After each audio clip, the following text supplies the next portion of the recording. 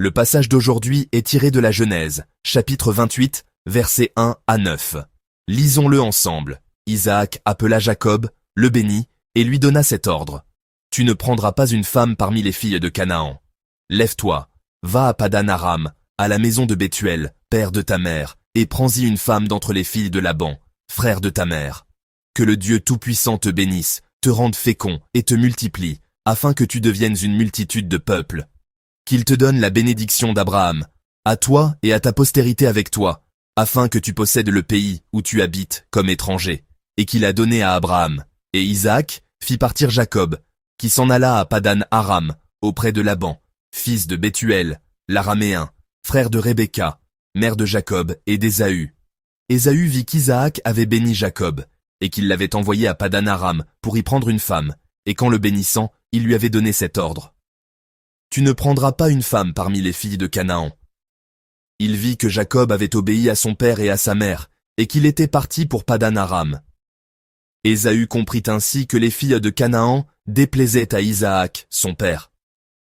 Et Ésaü s'en alla vers Ismaël. Il prit pour femme, outre les femmes qu'il avait, Mahalat, fille d'Ismaël, fils d'Abraham, et sœur de Nébajot. On dit que la vie à laquelle nous sommes confrontés est une succession d'innombrables choix. De petites et grandes décisions s'assemblent pour former ma vie et notre existence. Mais l'important est que nous devons assumer la responsabilité des conséquences de tous ces choix. C'est pourquoi le type de choix que nous faisons est une chose qui demande beaucoup de prudence et est parfois difficile. Et dans la vie de foi aussi, il y a de nombreuses options. Prenez aujourd'hui par exemple, il fait très chaud, je n'ai pas bien dormi. Devrais-je venir au culte de l'aube ou me reposer juste pour aujourd'hui? N'avez-vous pas eu ce dilemme? Oui, il semble que je ne sois pas le seul à avoir ces pensées. Il y a d'innombrables options. Allons-nous assister au culte ou faire autre chose? Allons-nous faire confiance à Dieu ou à nous-mêmes? Allons-nous obéir à la parole ou réagir selon nos émotions? Entrons un peu plus dans la vie. Allons-nous pardonner aux autres ou les haïr, être honnêtes ou faire des compromis modérés, faire confiance à Dieu ou à nous-mêmes? Où et comment devrions-nous utiliser notre temps? En une seule journée, il y a vraiment beaucoup d'options, et avec elles, des résultats contrastés. Le passage d'aujourd'hui présente deux situations contrastées. Jacob et Ésaü montrent des choix et des attitudes différents. Comme nous le savons, Jacob et Ésaü sont nés des mêmes parents, ont été élevés par les mêmes parents, et étaient mêmes jumeaux. Cependant, leurs vies sont très différentes. Et à travers la parole, nous pouvons voir que leur attitude, leur comportement et leurs choix ont été continuellement différents. Isaac a appelé Jacob, et il lui a donné une bénédiction, et il lui a aussi donné une instruction. Il a dit, « Tu ne prendras pas de femme parmi les filles de Canaan. » Puis il a continué. Relisons ensemble le verset 2. « Lève-toi, va à Padan-Aram, dans la maison de Bethuel, le père de ta mère, et prends-y une femme parmi les filles de Laban, le frère de ta mère. » En poursuivant, il lui indique très en détail où et qui rencontrer, et qu'il doit se marier. Il lui donne cette instruction. Et en faisant cela, il le bénit en énumérant les bénédictions qu'il pourra recevoir. Lisons ensemble le verset 3. « Que le Dieu Tout-Puissant te bénisse, te fasse proliférer et te multiplie afin que tu deviennes une assemblée de peuples. » Il dit que le Dieu Tout-Puissant le bénira, en mentionnant d'abord la source de cette bénédiction. La toute-puissance de ce Dieu Tout-Puissant fait référence au pouvoir absolu, à l'autorité absolue de Dieu. Il rappelle le pouvoir absolu de Dieu à ce Jacob qui doit entreprendre un long voyage. Cela signifie « Crois en Dieu, ne te fie qu'à Dieu, et entreprends ainsi ce long voyage. » Ce Dieu Tout-Puissant le bénit. Il dit qu'il le fera proliférer, le multipliera et fera de lui une assemblée de peuples. Nous pouvons voir que tout ce qui concerne la procréation humaine ne dépend d'aucun plan ni d'aucune capacité humaine, mais se trouve sous le plan du Dieu Tout-Puissant, sous sa souveraineté absolue. Cette prolifération et cette multiplication constituent la plus grande bénédiction de cette époque, car cette vie même appartient à Dieu. Cela signifie que c'est Dieu qui la donne. Nous parlons aussi de la bénédiction de la fécondité. Avoir beaucoup d'enfants signifie que la famille se renforce, et cela signifie que la subsistance est assurée. Mais cela ne s'arrête pas là. Il dit qu'il lui donnera aussi la terre. Lorsque ce Dieu Tout-Puissant donne cette bénédiction, il dit qu'il te donne la bénédiction à toi et à ta descendance avec toi, et nous pouvons voir que cette bénédiction est également transmise. Combien nous devons être reconnaissants. Cela signifie que cette bénédiction peut être reçue en héritage. Nous ne devons pas penser à cette terre en termes immobiliers. Cette terre est le lieu où le royaume de Dieu sera établi. L'espace de la souveraineté du royaume de Dieu, le lieu où l'alliance s'accomplit, voilà ce que signifie la terre. La parole dit que le Dieu Tout-Puissant donne cette terre en bénédiction. Ce serait une bénédiction vraiment immense. Ainsi, Dieu dit qu'il donnera la bénédiction de la vie et la bénédiction de la terre. Mais l'important est, pour recevoir cette bénédiction, que doit faire Jacob? Il doit se lever et partir pour Padan Aram. Pour obéir à la volonté d'Isaac, il a dû quitter ses parents et son foyer. Est-ce un choix facile? Je ne pense pas, il devait tout laisser derrière lui et partir. Mais que fait Jacob? Il prend ce chemin. Il prend ce chemin pour un mariage séparé. Il y avait de nombreuses options. Jacob aussi avait de nombreuses options, mais il a choisi l'option de l'obéissance, celle de partir. Ce mariage d'alliance est le chemin pour devenir le peuple de l'alliance, en gardant la promesse de Dieu, et le chemin pour recevoir la grâce de Dieu en obéissant à ses commandements. Isaac n'a pas simplement dit à son fils « Trouve une bonne femme, marie-toi heureux et vis ta vie ».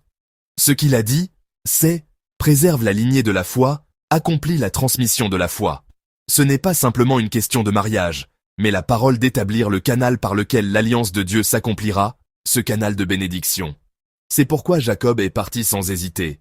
C'était une terre inconnue, un voyage long et lointain, un avenir incertain, mais il obéit et avance. Il fait un pas en suivant le chemin de la parole. Il a suivi ce chemin de foi en suivant l'alliance. Mais il y en a un qui observait cette scène, c'est Ésaü. Ésaü, qui voulait toujours être reconnu, a dû être un sujet de comparaison permanent. Il observe la situation d'une manière ou d'une autre. Jusqu'où sa colère est-elle montée? Dans cet état où la colère a atteint le point de vouloir tuer, n'aurait-il pas senti « Ah, Jacob reçoit vraiment beaucoup plus d'amour que moi ». Il a été dépouillé à la fois du droit d'aînesse et de la bénédiction. En voyant Jacob partir avec la bénédiction de ses parents, quel sentiment Ésaü a-t-il pu avoir? En repensant aux paroles de son père qui a béni Jacob et lui a dit « Ne te marie pas avec une femme cananéenne, va à Padan Aram ». Il s'est rendu compte que cela ne lui correspondait pas. Il a compris que son père Isaac n'aimait pas les femmes cananéennes. Alors, il observe attentivement ses propres femmes, d'origine hittite, cananéenne. Le passage d'aujourd'hui dit qu'elle déplaisait à son père. Probablement ces femmes, épouses d'Ésaü et belles-filles d'Isaac, ont-elles connu de graves conflits de foi. Déplaisait ne se réfère pas seulement à une émotion, mais désigne ces femmes qui ont commis un acte de désobéissance filiale. C'est pourquoi Ésaü opte pour un mariage tardif. Regardons ensemble le verset 9. Ésaü alla trouver Ismaël et prit pour femme, en plus de ses femmes, Mahalat, qui était la fille d'Ismaël, le fils d'Abraham, et la sœur de Nébajot. Mahalat est sa cousine, et elle n'est pas une femme cananéenne. Ésaü fait donc un choix, et se marie de manière très stratégique, pour se faire voir de son père. Extérieurement, on peut dire qu'il a choisi un mariage qui devait plaire à ses parents. C'était un tel mariage. Mais il y avait un problème. Il n'a fait qu'imiter la volonté de ses parents. Il a fait un choix par nécessité. Il n'a fait que les apparences. C'était une action commencée parce qu'il désirait ardemment être accepté. Mais, mes amis, Ésaü ne savait pas que l'alliance de Dieu se transmet non seulement par le sang, mais aussi dans une foi et une obéissance séparées. Il montre une attitude où il tente de résoudre les choses uniquement par la pensée humaine, par des aspects extérieurs. Finalement, il a fait le mauvais choix. À travers la parole d'aujourd'hui, nous voyons Jacob, qui essaie de fonder une famille de foi selon la volonté de ses parents, et Ésaü, qui, pensant que le départ de Jacob est une opportunité, réagit avec des méthodes humaines, d'une manière humaine. On peut imiter la forme, mais on ne peut pas imiter le cœur. Ésaü n'a suivi que la forme de la foi. Il a manqué l'essence, le cœur. En observant l'attitude de ces deux-là, je suis amené à réfléchir à ma propre attitude dans ma vie. Le chemin de Jacob, le chemin du mariage d'alliance, le chemin d'Ésaü, celui du mariage mixte. Nous pouvons emprunter l'un ou l'autre chemin. Lequel choisirez-vous? Le chemin de l'obéissance? Ou un chemin qui n'a que l'apparence de l'obéissance? On peut faire semblant d'avoir la foi. On peut faire semblant de connaître beaucoup la parole. On peut faire semblant d'être pieux. Mais l'important, c'est que Dieu regarde au cœur. La vraie foi ne vient pas de l'apparence extérieure, mais Dieu regarde la foi qui vient du cœur. Jacob aussi est une personne très faible. Comme nous le savons, il a trompé, il a fui, et il n'est pas parfait. Mais c'était une personne qui obéissait à la parole de Dieu. C'est pourquoi Dieu bénit ce Jacob, et à travers cette obéissance, il perpétue l'alliance et l'établit comme l'ancêtre d'Israël. Dieu regarde au cœur et agit à travers la vraie foi qui en émane. J'espère que nous pourrons marcher ensemble sur ce vrai chemin de l'obéissance. Et ce faisant, même si c'est un peu difficile, en obéissant à cette foi, en saisissant cette option, je vous bénis pour que la journée d'aujourd'hui soit une marche bénie.